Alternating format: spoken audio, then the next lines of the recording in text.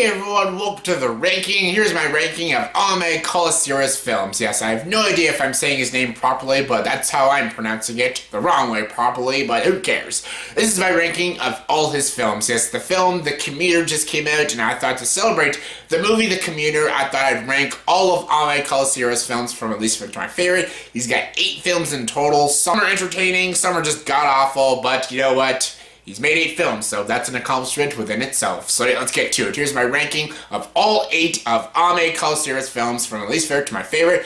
Alright, let's get to it. Coming in at number 8 is House of Wax. Yes, the remake of House of Wax. I hate this film. This is one of my least favorite horror films of all time. I fucking hate everything about it. It has Alicia Cuthbert, Chad Michael Murray, and Paris Hilton. Best part of the whole movie, watching Paris Hilton die horribly, brutally. Amazing. I don't like this film. I don't like it. It also has Jared Padalecki. This is just not a good film. It has nothing to do with the original House of Wax with Vincent Price. That is such a great film. A really spooky, was that 50s or 60s that movie came out? A really good film. Just about a psycho guy, his face is made of wax and stuff. He's obsessed with Marie Antoinette. He wants to make this girl into a wax sculpture of Marie Antoinette and stuff, and it's just a really twisted horror film, and it's so good. This one's just about 2 brothers who we know nothing about, and they want to kill these people and turn them into wax. Why? I have no idea. Like, and it's just full of teenagers, and they're the most douchiest, unlikable as teenagers, and it's just pointless violence and gore. There's no story, there's no substance to it. It's just a stupid, unscary, uninteresting horror film, and I hated every second of this film. Didn't like this movie, one of my least favorite horror films, and it's the worst film Jaume Collet-Serra has ever directed. It's awful.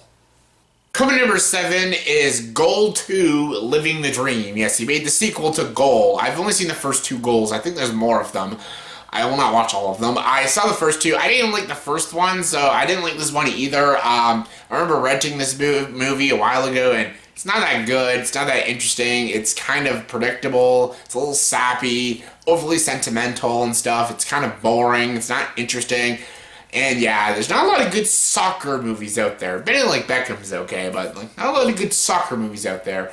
Comment below and name me some good soccer films. I'm trying to think of good soccer movies, but yeah, this is not a good soccer film, and I didn't like the first one, so I don't like this one either.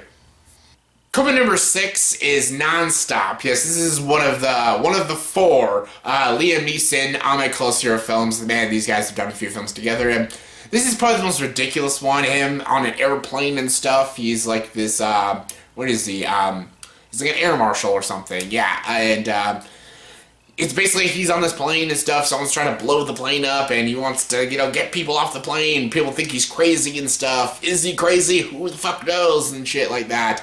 It says Lupita Nyong'o and Julianne Moore in the film, and they're wasted, and this movie's very phoned in. Liam Neeson is trying to make it work, but it's a phoned in performance. There's some entertaining scenes in the film.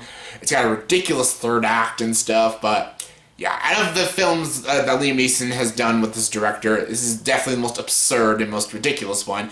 There's some entertaining stuff in it, but it's a pretty dumb movie.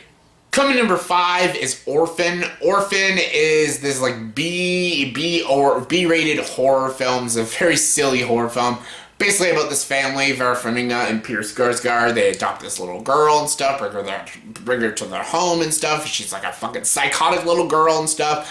But then there's like a big twist and stuff, and I think everyone who's seen Orphan knows the big twist and everything, and it's kind of a silly twist, but then the movie kind of gets silly entertaining. It's ridiculously entertaining at the end of the film and stuff, but there's a lot of very dull moments in the film, and Peter Skarsgård's a good actor, but he's kind of bland and wooden in the film. Vera Farmiga does try her best, and the little girl is really good in the film, and when it gets to the ending, it gets kind of entertaining in a silly way, but yeah, for a movie, it's okay. It's nothing that great, but it's entertaining enough. It's a little overly long and a bit stale at times, but it's watchable. Coming in number 4 is Unknown. Yes, Unknown has Liam Neeson again. This is another Liam Neeson collaboration with this director and stuff, and has also January Jones is in the film, and Diane Kruger, and Frank Langella, I think. And basically it's about this guy. He has like amnesia and stuff, and he like misses his wife and everything, but then he finds out he was like this spy and stuff, and he had this head injury and everything. And yeah, this is an entertaining film. This again is pretty ridiculous at times, and some things just make no sense. But Liam Neeson is good in the film. The supporting cast is decent, and the story moves at a good pace for it to be at least entertaining. Things make no sense in this film, but it's entertaining enough for a good one-time watch. Coming number 3 is The Shallows, the shark movie with Blake Lively. Her stuck on this little rock, and the sharks trying to kill her. Ridiculous, absurd, entertaining though. It's a very, very fun shark movie and stuff. We don't get a lot of good shark movies, and this was pretty fun. It gets a little stupid in the very ending, but I thought it was a pretty good, intense film. Blake Lively trying to survive against the shark and stuff. Her versus the shark. It's kind of cool, and she's actually pretty good in the movie, and there's some pretty intense and pretty bloody scenes in the film, and I think as a whole, it was a fun watch. Silly, but fun.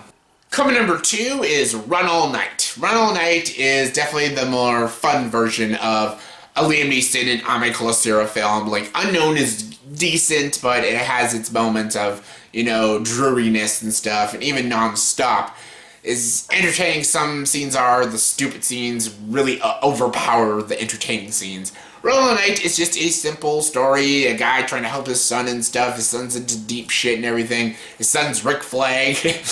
And Liam Neeson, Liam Neeson, Ed Harris and stuff, and there's some fun action scenes. There's some rawness and darkness and grittiness to the film, and yeah, Common's in the film too. He's fine, and yeah, it's an entertaining film. I love that this whole movie takes place in one night. It's just him and his son trying to escape all these bad guys and stuff, and there's a lot of funness to the film, and there's some decent chemistry in the film, and there's some dynamics in the film.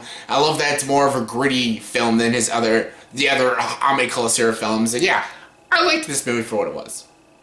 And my number 1 favorite Jaume Collet-Serra film is The Commuter. Yeah, just the one that I just watched. I just watched this movie yesterday. Feels like today because it was at midnight, but yeah, this is an entertaining film. I'll leave a link down below to my review. Great film. Liam Neeson's good. Sam Neill, Vera Farmiga, all enjoyable in the film. It's got some decent twists and turns. It's funny. It's fun. It's not funny. There's some funny moments, but it's fun, entertaining, dramatic thriller. It's actually a good January film, and it's actually the best collaboration with Jaume Collet-Serra and Liam Neeson.